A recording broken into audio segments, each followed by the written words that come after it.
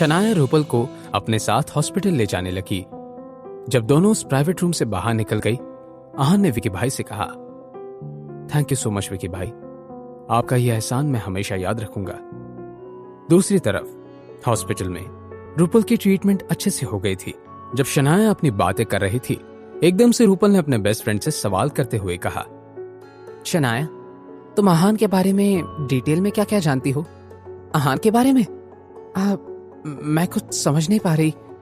शनाया, मैंने हमेशा से उसे ब्लेम किया है, लेकिन मैं गलत थी। आहान एक बहुत ही जिम्मेदार और बहादुर लड़का है। He is a real man. Rupal, तुम्हें फीवर तो नहीं ना? तो फिर तुम ऐसी बात क्यों कर रही हो? मुझे कुछ नहीं हुआ है। बस एक बात याद रखो, आहान को अपने पास संभाल कर रखो, वो बहुत स्पेशल है। यह सुनने के बाद शनाया ने हंसते हुए कहा, डेफिनेटली, मैं अपने हबी को नहीं छोड़ने वाली, और अब तो मैं उसे मुझे छोड़कर भी कहीं नहीं जाने दूंगी।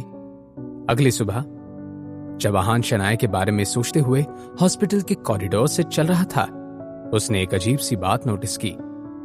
कॉरिडोर के दूसरे कोने में खड़े लोग आहान की तरफ उंगलियों से इशारे कर रहे थे, और इतना ही नहीं, कुछ नर्सेस तो आहान को देखकर मुस्कुराते हुए शर्मा भी रही थी। लोगों के इतने अजीब रिएक्शंस को देखकर आहान कंफ्यूज हो गया था। एक शीशे में नजर आ रहे रिफ्लेक्शन में उसने अपने चेहरे की तरफ देखा, लेकिन आहान के चेहरे को कुछ भी नहीं लगा था। दूसरी तरफ रूपल मेडिसिन के असर की वजह से अभी भी सो रही थी। फ्रेश होने के बाद शनाया ने कुछ देर के लिए अपना मोबाइल चेक किया कि उसके सोशल मीडिया अकाउंट को टैग करते हुए 2 वीडियोस पे 2 मिलियन व्यूज आए हुए थे। एक वीडियो में आहान पियानो प्ले कर रहा था। आहान के फैंस ने उसे पियानो प्रिंस ये नाम भी दे दिया था। ये इंटरनेट पर कमेंट करने वाले लोग अजीब से होते हैं यार। मतलब कुछ दिनों तक ये सारे के सारे लोग मेरे फैंस थे, मेरे लिए कमेंट्स कर रहे थे, आहान को बुरा भला कह रहे थे, और एक पियानो के परफॉर्मेंस के बाद आहान की तरफ से हो गए। खास करके ये लड़कियां, इन लड़कियों को क्या पता कि मेरा पति तो इन सब के कमेंट्स को एक नजर से देख नहीं रहा। शनाया ने अपना मोबाइल बंद किया और बाहर निकल आई। दरवाजा खोलते ही शनाया की नजर सामने वाले कॉरिडोर से आ रहे आहान की तरफ पड़ी। आहान को देखते ही शनाया का मूड एकदम खुश हो गया। अपने आप से ही बातें करते हुए शनाया ने कहा, यह आहान कितना हैंडसम है। मेरा भी ध्यान आज पहली बार गया है। सिंपल से कपड़ों में भी कितना गुड लुकिंग लग रहा है। तभी उसने देखा कि कुछ नर्सेस आहान के पीछे छिप छिप कर फोटोज क्लिक कर रही हैं। शनाया को गुस्सा आ गया। क्या ये लड़कियां उसकी शादी टूटने के लिए इतनी डेस्परेट हो रही थी? शनाया का मन किया कि वो मोबाइल छीनकर सारे पिक्चर्स डिलीट कर दे। उफ, क्या करूं? ये सब कैसे देख रहे हैं मेरे पति को? मैं क्या करूं? तभी आहान आकर उसके सामने खड़ा हो गया। गुड मॉर्निंग, आप यहाँ दरवाजे पर क्यों खड़ी हैं? उसने जल्दी से आहान का हाथ पकड़ लिया और उससे मुस्कुराते हुए बोली, गुड मॉर्निंग आहान, मैंने तुम्हें बहुत मिस किया। क्या तुम्हें मेरी याद आ रही थी? शनाया ने अपने शब्द कुछ ऐसे जोर से कहे ताकि वो नर्सेस भी सुन सके, लेकिन आहान कंफ्यूज हो गया। आज से पहले शनाया ने आहान से ऐसे सवाल कभी नहीं किए थे।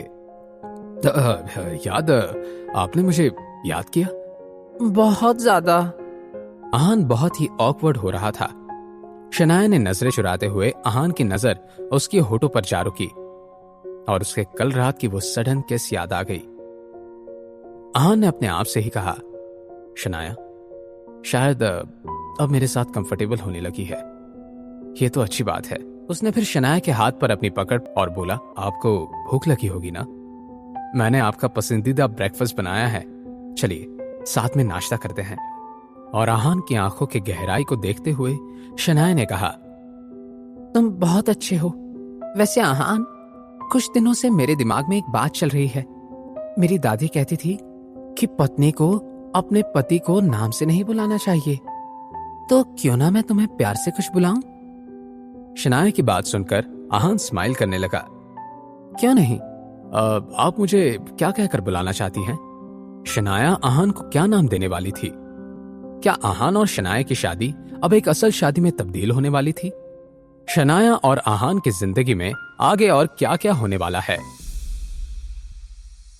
जानने के लिए देखिए अगला एपिसोड सिर्फ पॉकेट एफएम के यूट्यूब चैनल पर।